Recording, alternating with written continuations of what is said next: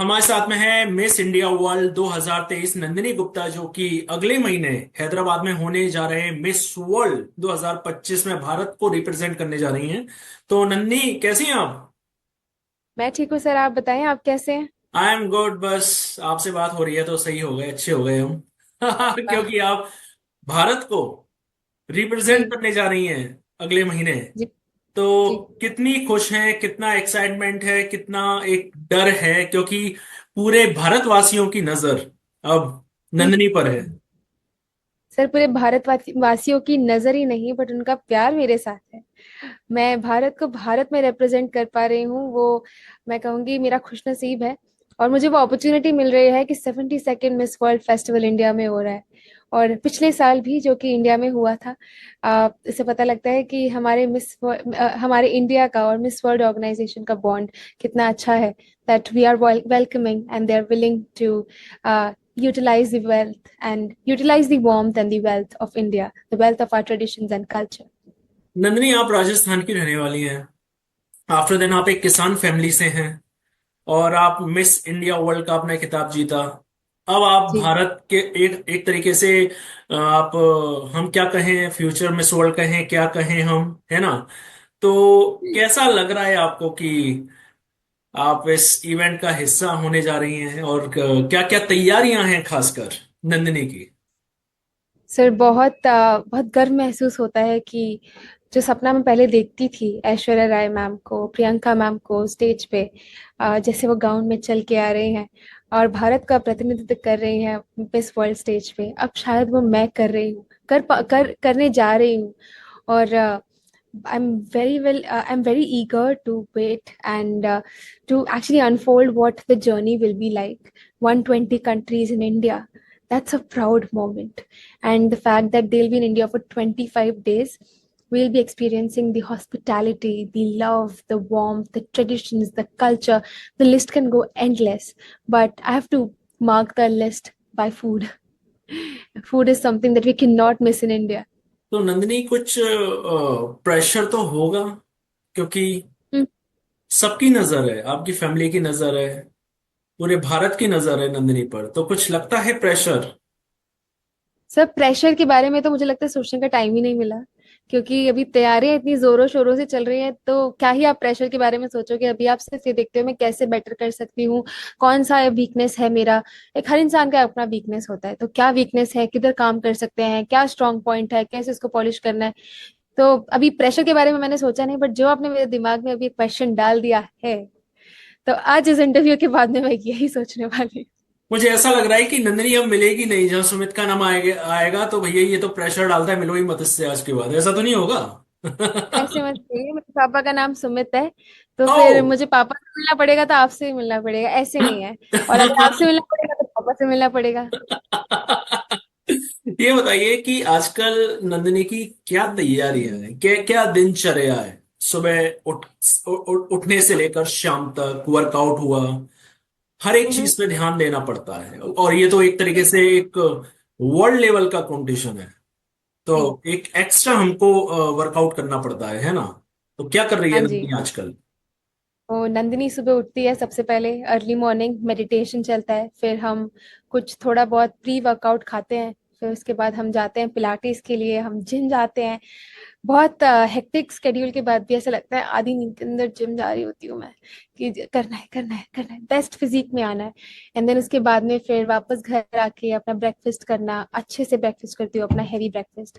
फिर मेरा ramp walk session, communication entirely पूरा कवर करना होता है। और हेयर एंड मेकअप क्लासेस, कौन सा हेयर करना है, कौन सा मेकअप करना है, कैसा करना है। फिर अभी अभी मिस वर्ल्ड में जितनी भी कपड़े मैं पहनने वाली हूँ वार्डरोब, तो उसके लिए उन सब की मीटिंग्स चल रही होती हैं कि क्या पहनना है, कब पहनना है, किधर पहनना है, क्या क्या हमें। और कितने डिजाइनर्स हैं हमारे साथ में जो हमें सपोर्ट कर रहे हैं मिस वर्ल्ड की जर्नी में। और by the end of the day, सारा जैसे स्कूल में हम रिवीजन करते थे, उस रिवीजन के साथ में मैं जाती हूँ बैंड स्टैंड, अपनी अपनी दो किताबें और अपना टैब लेकर, और मैं वहां खोलती हूँ और मैं बोलती चलो हमने ये कवर कर लिया आज, हमने ये कवर कर लिया आज, हमने ये कवर कर लिया। और रात को रिवीजन करती हूँ और फिर मैं सोती हूँ। और वही हेक्टिक डे फिर वापस चालू हो जाता है, बट वो हेक्टिकनेस में जो मजा मुझे अभी आ रहा है ना, मुझे लगता है शायद मैं इसको मिस करने वाली हूँ पैजेंट के बाद में। पर नंदनी ये बताइए कि जी। आपकी ऐश्वर्या राय, प्रियंका चोपड़ा, युक्ता मुखी, काफी मानुषी चिल्लर जिन्होंने मिस वर्ल्ड का खिताब जीत चुके हैं, क्या उनसे मुलाकात हुई आपकी? क्या आपने कुछ टिप्स लिए उनसे?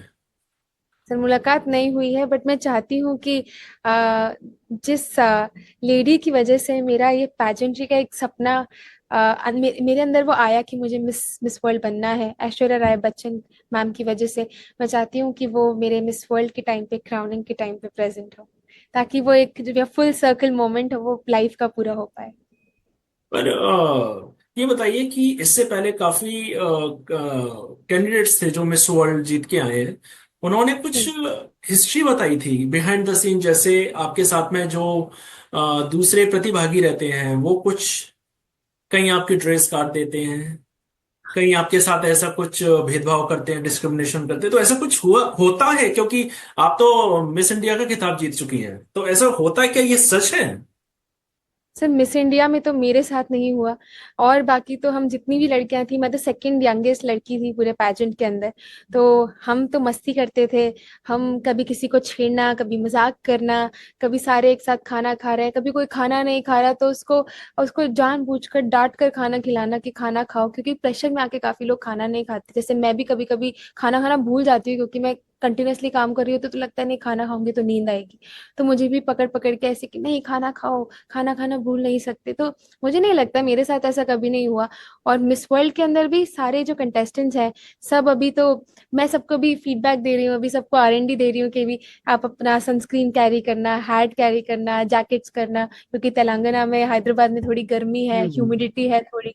तो आप क्या कैसे प्रोटेक्ट कर 7 या 8 तारीख सकते को पहुंच रहे हैं आप सब लोग? हैं। हाँ जी, 6 तारीख को सब लोग, 6 या 7 तारीख को दोनों दिन में से सारे कंटेस्टेंट्स इंडिया आ जाएंगे।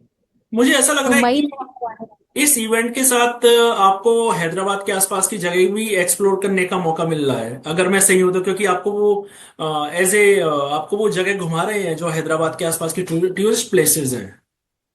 सर गई नहीं हूँ, बट अभी तक सिर्फ चार मीनार और चौमाला पैलेस मैंने घूमा है।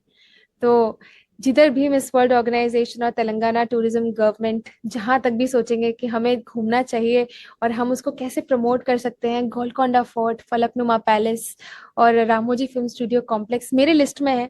एंड आई होप कि during the time of miss world मैं जा पाऊँ और मैं घूम के आ सकूँ हैदराबाद को, और बहुत सारी मेमोरीज अपने साथ लेके आऊँ। अगर नंदनी मिस वर्ल्ड बन जाती है जी। तो नंदनी का पहला कदम क्या होगा मिस वर्ल्ड बनने के बाद? मिस वर्ल्ड बनने के बाद में, मतलब डायरेक्टली सेम डे पे या कैसे? बाद में मिस वर्ल्ड अगर आप बन गई, उसके बाद क्या फिल्मों में आप आएंगी, या तो फिर आपने और कुछ सोच रखा है? फिल्मों में बिल्कुल मैं आना चाहूंगी। दूसरा, मुझे मेरा सस्टेनेबल लैब ग्रोन डायमंड का बिजनेस खोलना है, क्योंकि मैं बिजनेस की स्टूडेंट हूँ, मैंने फाइनेंस में ऑनर्स किया है। तो क्यों ना उस नंबर नॉलेज को काम पे लगा दिया जाएगा। और मैं चाहती हूँ कि एक diamond is a ladies best friend, so why not have that best friend forever in life, and a diamond is something that stays forever. But also apart from that, I want to see my social ambition, my social my project Ekta, which is a personal mission to turn into a nationwide movement, which is for differently abled individuals. So जो spotlight मुझे miss world से मिलेगी, I hope उस spotlight को मैं बाकी individuals के साथ शेयर कर सकूं, जो काफी किसी के शैडो में रहते हैं, जिनको आइडेंटिटी नहीं मिलती, और जो काफी कभी बोल नहीं पाते या सुन नहीं पाते। तो नंदनी, हमसे जुड़ने के लिए बहुत बहुत शुक्रिया। थैंक यू सो मच और सर। हम बिल्कुल दुआ करते हैं कि आप मिस वर्ल्ड 2025 का खिताब जीत कर आए, और हमारा ही नहीं, आपका ही नहीं, पूरे हिंदुस्तान का आप नाम रोशन करें। Thank you so much sir, बिल्कुल। Thank you so much.